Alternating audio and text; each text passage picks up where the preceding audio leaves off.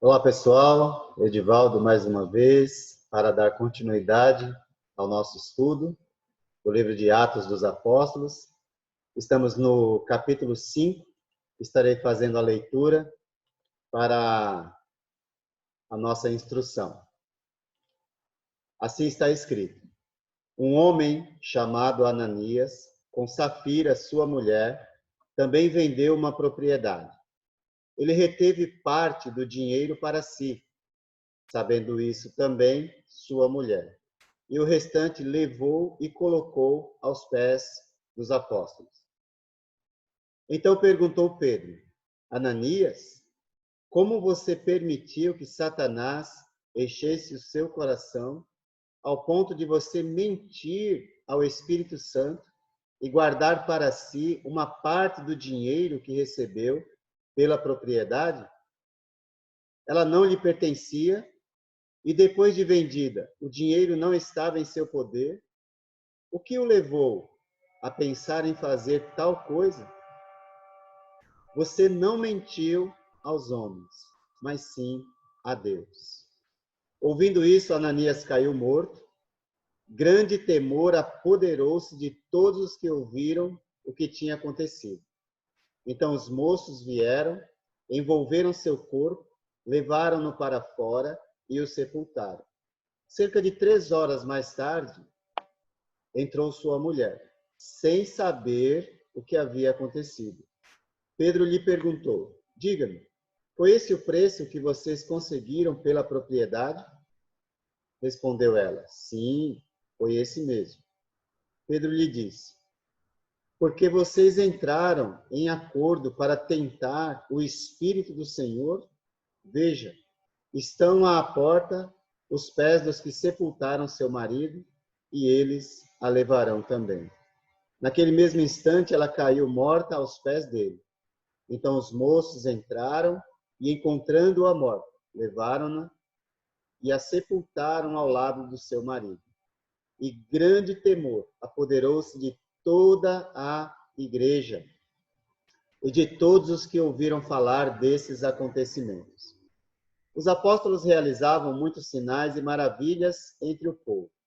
Todos os que creram costumavam reunir-se no pórtico de Salomão. Dos demais, ninguém ousava juntar-se a eles, embora o povo os tivesse em alto conceito. Em número cada vez maior, homens e mulheres criam no Senhor, eles eram acrescentados, de modo que o povo também levava os doentes às ruas e os colocava em camas e macas, para que pelo menos a sombra de Pedro se projetasse sobre alguns, enquanto ele passava. Afluíam também multidões das cidades próximas a Jerusalém, trazendo seus doentes e os que eram atormentados por espíritos imundos, e todos eram curados. Então o sumo sacerdote e todos os seus companheiros, membros do partido dos saduceus, ficaram cheios de inveja. Por isso mandaram prender os apóstolos, colocando-os numa prisão pública. Mas durante a noite, um anjo do Senhor abriu as portas do cárcere, levou-os para fora e disse: dirijam-se ao templo e relatem ao povo toda a mensagem desta vida. Ao amanhecer, eles entraram no pátio do templo como haviam sido instruídos e começaram a ensinar o povo. Quando chegaram o sumo sacerdote e os seus companheiros, convocaram o sinédrio, toda a assembleia dos líderes religiosos de Israel, e mandaram buscar os apóstolos na prisão. Todavia, ao chegarem à prisão, os guardas não os encontraram ali. Então voltaram e relataram: encontramos a prisão trancada com toda a segurança, com os guardas diante das portas, mas quando as abrimos não havia ninguém. Diante desse relato, o capitão da guarda do templo e os chefes dos sacerdotes ficaram perplexos, imaginando o que teria acontecido. Nesse momento chegou alguém e disse: os homens que os senhores puseram na prisão estão no pátio do templo ensinando o povo. Então, indo para lá com os guardas, o capitão trouxe os apóstolos, mas sem o uso de força, pois temiam que o povo os apedrejasse. Tendo levado os apóstolos, apresentaram-nos ao sinédrio para serem interrogados pelo sumo sacerdote. E lhes disse: demos ordens expressas a vocês para que não ensinassem neste nome. Todavia vocês encheram Jerusalém com sua doutrina e nos querem tornar culpados do sangue desse homem. Pedro e os outros apóstolos responderam: é preciso obedecer antes a Deus do que aos homens. O Deus dos nossos antepassados ressuscitou Jesus, a quem os senhores mataram, suspendendo-o num madeiro. Deus o exaltou, colocando-o à sua direita, como príncipe e salvador, para dar a Israel arrependimento e perdão de pecados. Nós somos testemunhas destas coisas, bem como o Espírito Santo, que Deus concedeu aos que lhe obedecem. Ouvindo isso, eles ficaram furiosos e queriam matá-los. Mas um fariseu chamado Gamaliel, mestre da lei, respeitado por todo o povo, levantou-se no sinédrio e pediu que os homens fossem retirados por um momento. Então lhes disse: israelitas, considerem cuidadosamente o que pretendem fazer a esses homens. Há algum tempo, apareceu Teudas reivindicando ser alguém, e cerca de 400 homens se juntaram a ele. Ele foi morto, todos os seus seguidores se dispersaram e acabaram em nada. Depois dele, nos dias do recenseamento, apareceu Judas, o galileu, que liderou um grupo em rebelião. Ele também foi morto e todos os seus seguidores foram dispersos. Portanto, neste caso, eu os aconselho: deixem esses homens em paz e soltem-nos. Se o propósito ou atividade deles for de origem humana, fracassará. Se proceder de Deus, vocês não serão capazes de impedi-los, pois se acharão lutando contra Deus. Eles foram convencidos pelo discurso de Gamaliel, chamaram os apóstolos e mandaram açoitá-los. Depois, ordenaram-lhes que não falassem no nome de Jesus e os deixaram sair em liberdade. Os apóstolos saíram do sinédrio, alegres por terem sido considerados dignos de serem humilhados por causa do nome. Todos os dias, no templo e de casa em casa, não deixavam de ensinar e proclamar que Jesus é o Cristo. Que história linda, não é? Alegres e dignos no sofrimento. Em Atos capítulo 5, esse trecho que acabamos de ler, aprendemos sobre o sofrimento e castigo pelas nossas próprias ações. Mas também aprendemos o sofrimento que traz dignidade e alegria quando sofremos pelo nome ou pela causa de Cristo. Os apóstolos saíram do sinédrio alegres por terem sido considerados dignos de serem humilhados por causa do nome. É no sofrimento, pela causa de Cristo, que nós nos identificamos com Ele e ficamos mais parecidos com Ele. Devemos lembrar que Ananias e Safira sofreram as consequências dos seus próprios atos. Os apóstolos estão sofrendo por causa do nome. Que tipo de sofrimento você quer? Que tipo de dor você quer sentir? Aquela causada pelos seus próprios atos? Ou aquela causada pela injustiça dos homens, mas especialmente pelo nome e pela causa de Cristo? Depois de um bom exemplo a ser imitado, através da doação de Barnabé, em Atos capítulo 4, que nós vimos na lição anterior, nós agora temos o exemplo de Ananias e Safira, que é um exemplo de oferta a ser evitado. Deus não precisa de dinheiro, porém, nós não devemos fazer nada que com a intenção de promover a nós mesmos. Pois se assim fizermos, nós receberemos castigo ao invés de bênção em nossa vida. Jamais devemos oferecer algo a Deus esperando algo em troca, uma vez que Ele já fez tudo por nós e continua fazendo. Não é para dar 10 esperando 20. Não é para dar 50 dizendo que é 100. Que esse é o caso que estamos tratando aqui. Houve uma conspiração do casal, não é? E seu plano incluiu a venda de uma propriedade.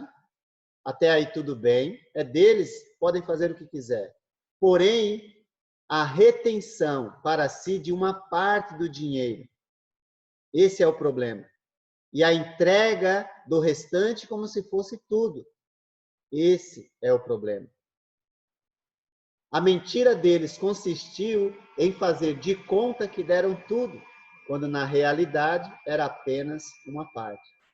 Isso trouxe consequências para a vida do casal. Assim como quem dá 10 esperando 20, está barganhando com Deus, vai colher as consequências dos seus atos.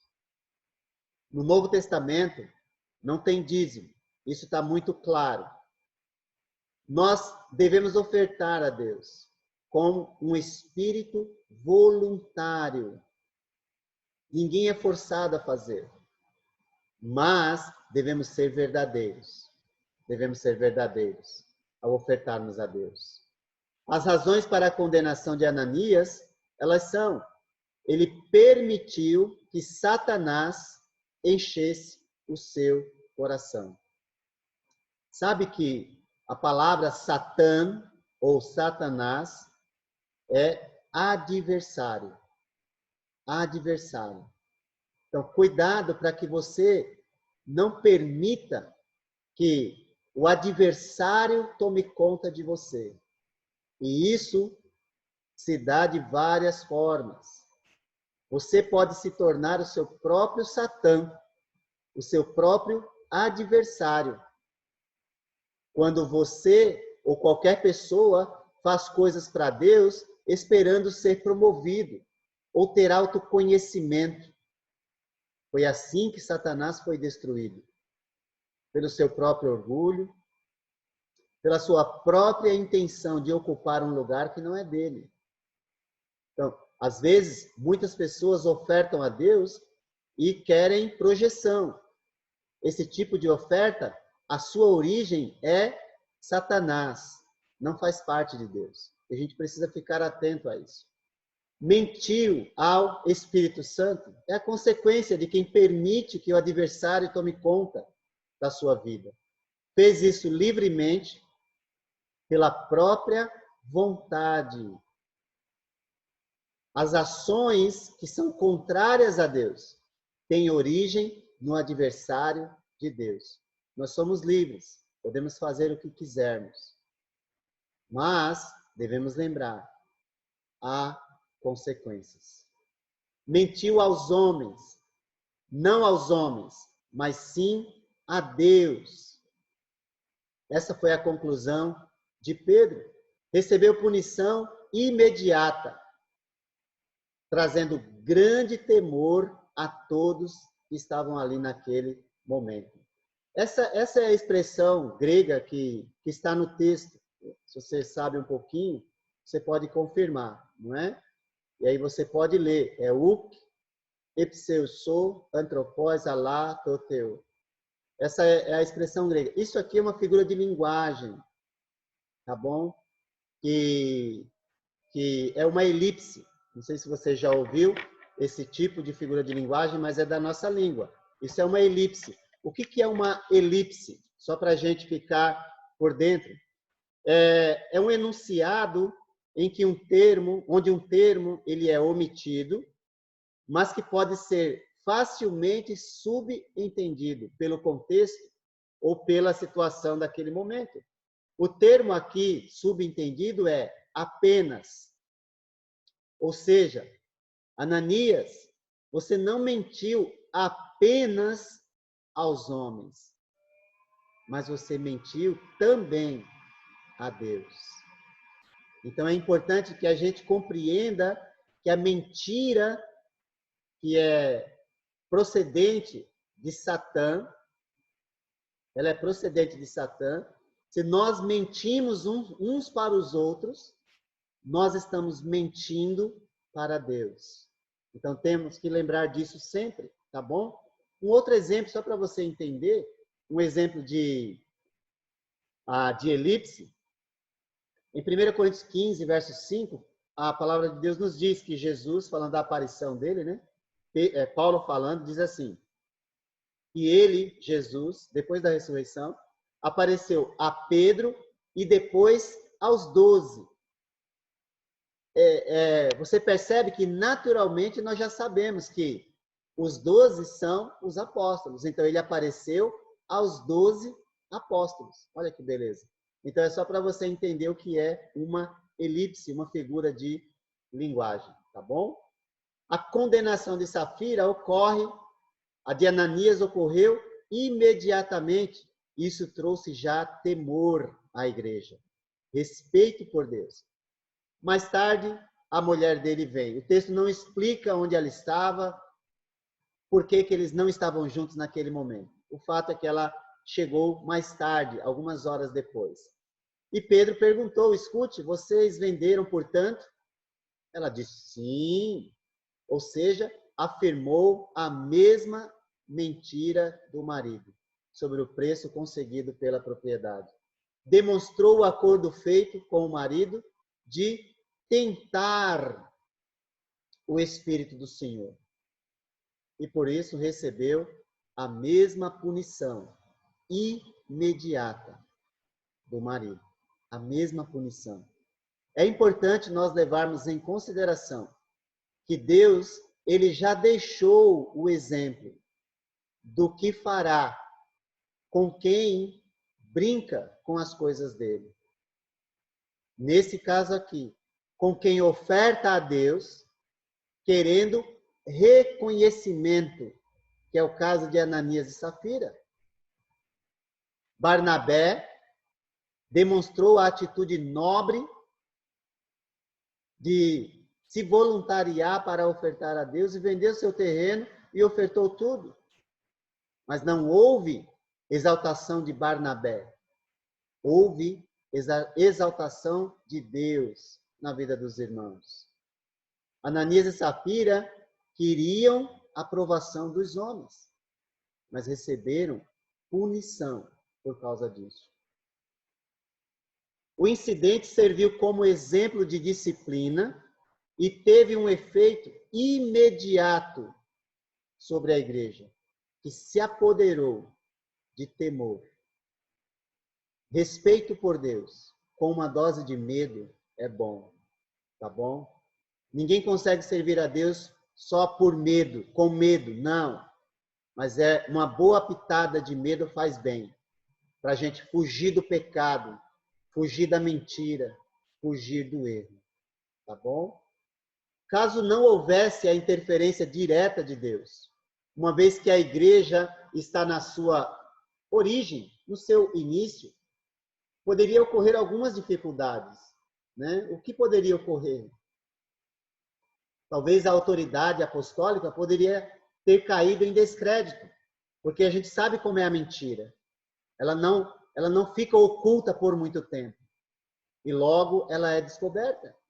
E se é descoberta enquanto os apóstolos estão cuidando da igreja, isso poderia trazer descrédito à autoridade deles. Tá bom? A igreja poderia passar a crer que o Espírito Santo poderia ser enganado. Então Deus interviu e tinha muitas boas razões para isso. Muitos discípulos poderiam perder a fé. Então a intervenção direta naquele contexto foi necessária. Agora, por que Deus não continua fazendo isso hoje? Bom, felizmente não. Nós já temos o exemplo. Isso deve nos trazer temor, respeito por Deus. poderiam não levar a sério o compromisso que fizeram. Talvez seja por isso que muitos hoje dizem que têm fé, mas não têm compromisso com Deus. Não têm compromisso com a verdade, porque não veem essas mesmas coisas acontecendo. Talvez, se isso acontecesse, levariam mais a sério a vida cristã. E viveriam e seriam cristãos dentro do prédio da igreja e também fora. Tá bom?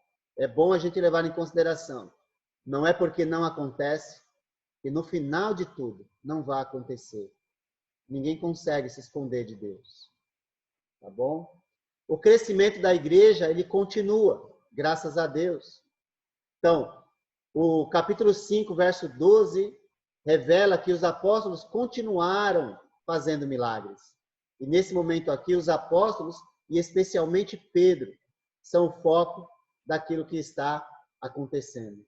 O povo de Jerusalém ainda tinha um certo, agora, temor e até medo, mas tinha os apóstolos em alto conceito.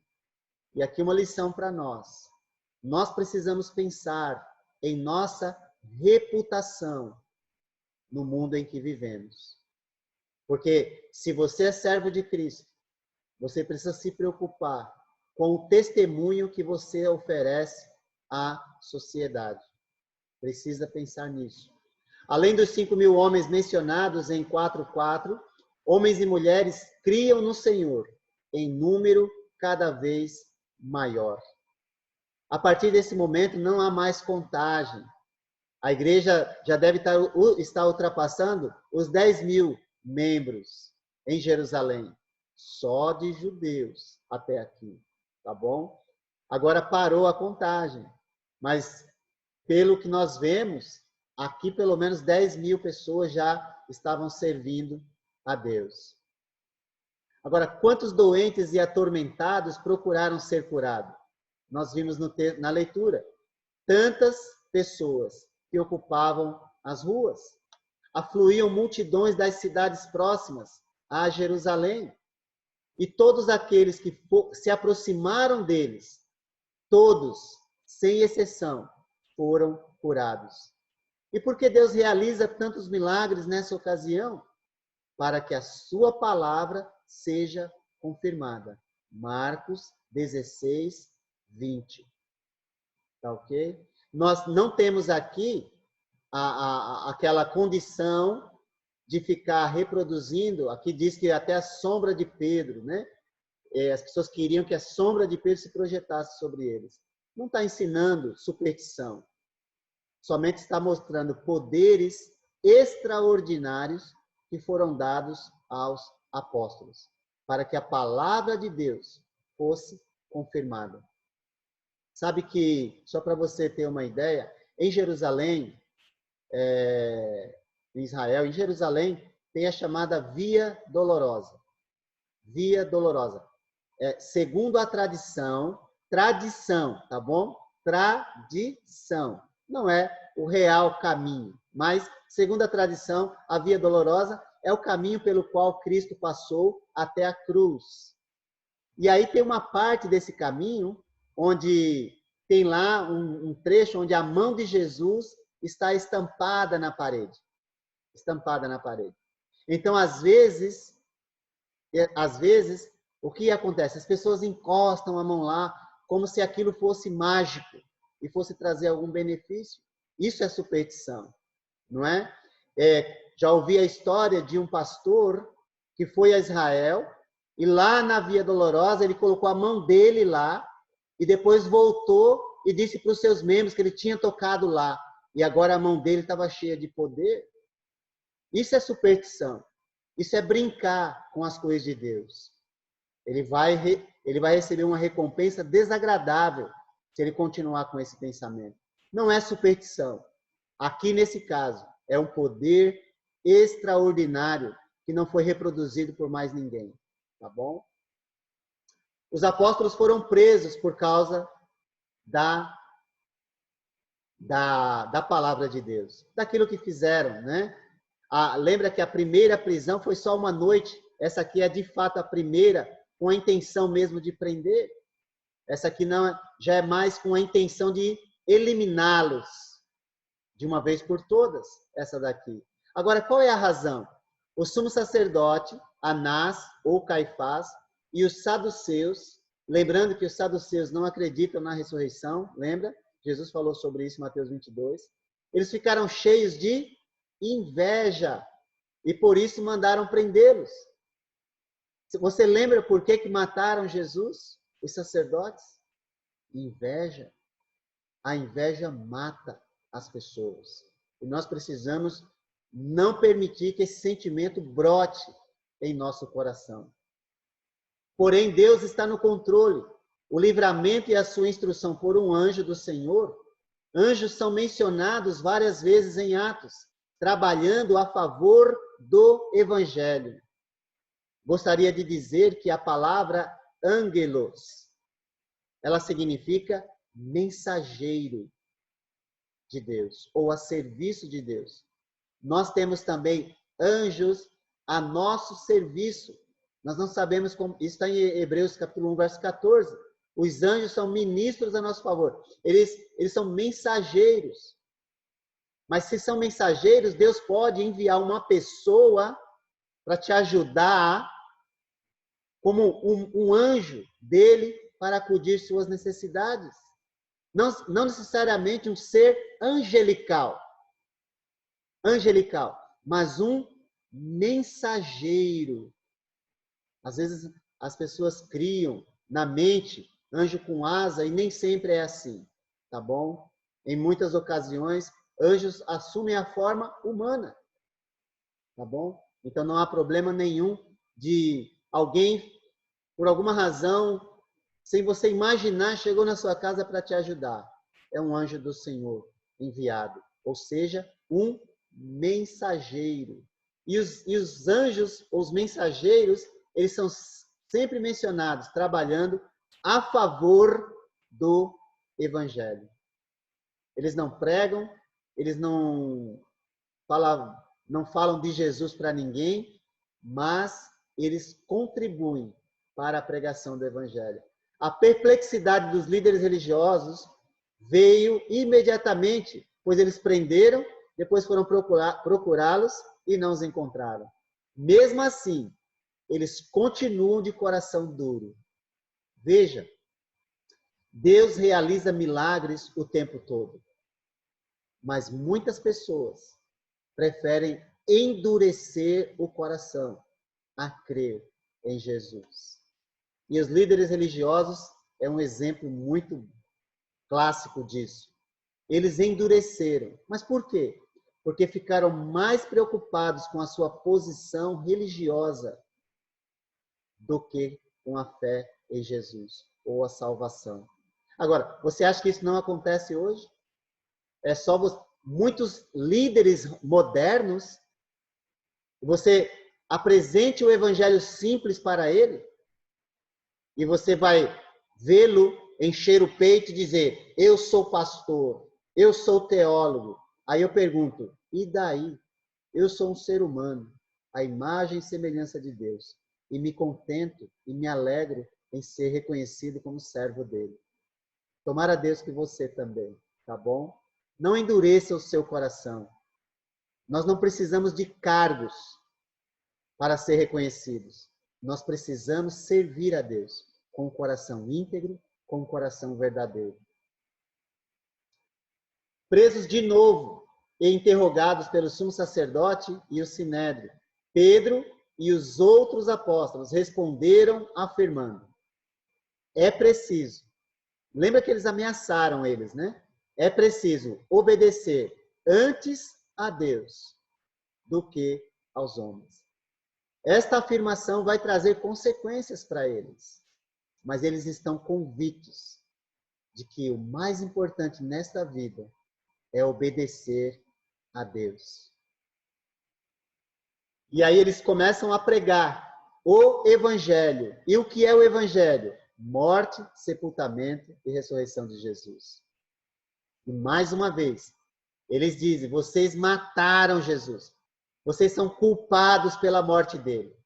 Mas Deus o ressuscitou dentre os mortos. A Jesus,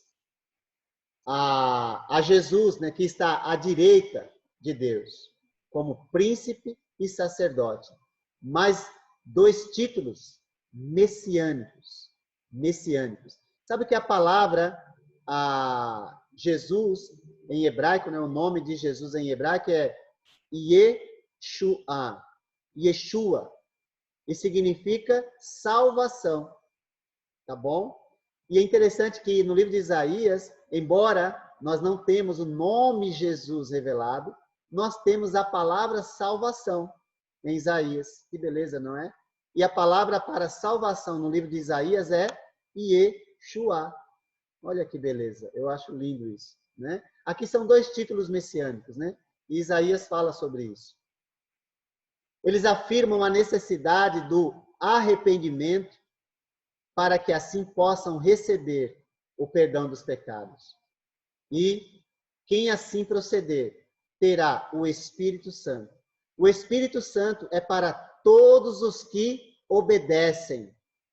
E aqui, lembra da figura de linguagem que eu falei? Elipse. Lembra que eu falei? Eu acabei de falar para nós agora sobre essa figura. Então, quando a Escritura diz aqui, olha, em 5:32, que nós já lemos, vou ler de novo. Nós somos testemunhas destas coisas, bem como o Espírito Santo que Deus concedeu aos que lhe obedecem. Quem são aquelas pessoas que obedecem aqui? São aqueles que creram e foram batizados, seguindo a orientação de Jesus. Não precisa dizer aqui. Está subentendido que quem obedece são os que creram e foram batizados. Deu para entender? Está Marcos 16:15. Vão pelo mundo, preguem o evangelho a todas as pessoas. Quem crer e for batizado será salvo. Está vendo como é importante a gente compreender a maneira correta de interpretar o texto? Sem pegar e se isolar esse texto aqui, aí vai dizer assim, obedecer a Deus, já vai ter o Espírito. Aí pega outro texto, só crer em Deus, já vai... Não, nós precisamos respeitar o contexto geral das Escrituras, tá bom? Então é importante isso. O discurso de Gamaliel convenceu os líderes a soltar os apóstolos, né? Um discurso aparentemente cheio de sabedoria, né? Mas tem algumas coisas que a gente precisa considerar. Embora o discurso de Gamaliel pareça ser cheio de sabedoria, é um discurso humano, que envolve algumas questões humanas. Por exemplo, é cheio de ceticismo. Acredita, mas não muito. É cético, sabe? Aquela pessoa, olha, melhor a gente não mexer com isso. Vai que, não é? É mais ou menos desse jeito, né? Cheio de cinismo. Vamos ver o que vai dar. Sabe essa coisa assim? Pragmatismo.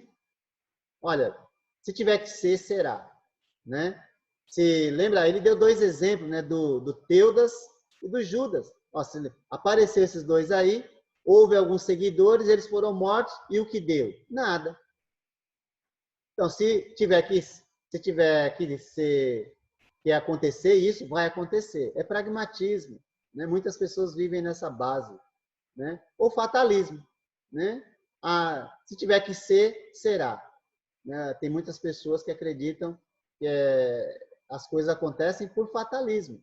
E talvez esse Gamaliel, apesar de ser um rabino cheio de sabedoria e respeito, nós não sabemos se ele se converteu, mas aparentemente não. Tá bom?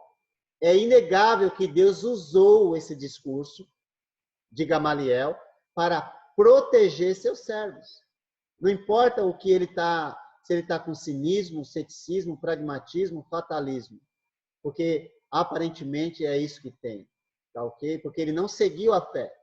Gamaliel era o rabino mais famoso de seu tempo e tinha o respeito de todos, a ponto de suas observações intervir na decisão dos demais. Então era um homem respeitado, tá ok? Mas às vezes, esse momento aqui, creio que foi usado por Deus para proteger os seus servos e mostrar que quem controla é Deus e não o homem. O resultado da ousadia dos apóstolos? Mandaram açoitá-los. Eles acabaram sendo machucados por aquelas pessoas. Ordenaram-lhes que não falassem no nome de Jesus. O efeito desses acontecimentos? Eles saíram se regozijando. Não porque apanharam ou sofreram. Não por causa disso. Não é gostoso apanhar, sofrer. Não. Mas porque se identificaram com seu Senhor, sendo considerados dignos de sofrerem pelo nome de Jesus. Graças a Deus que assim procederam. E nós tenhamos prazer em passar pelo sofrimento por causa de Jesus. Eles continuaram a ensinar e a pregar Jesus Cristo todos os dias e de casa em casa. Aqueles homens não foram capazes de impedi-los de continuar pregando a palavra de Deus. O que impede você de anunciar a palavra de Deus? Será que nós não precisamos pedir a Deus mais coragem para continuar falando, independente do que isso vai trazer de consequência para nós? E trazendo consequências, que nós possamos pedir a Deus para que nós possamos lembrar que esse sofrimento nos torna semelhantes a Jesus.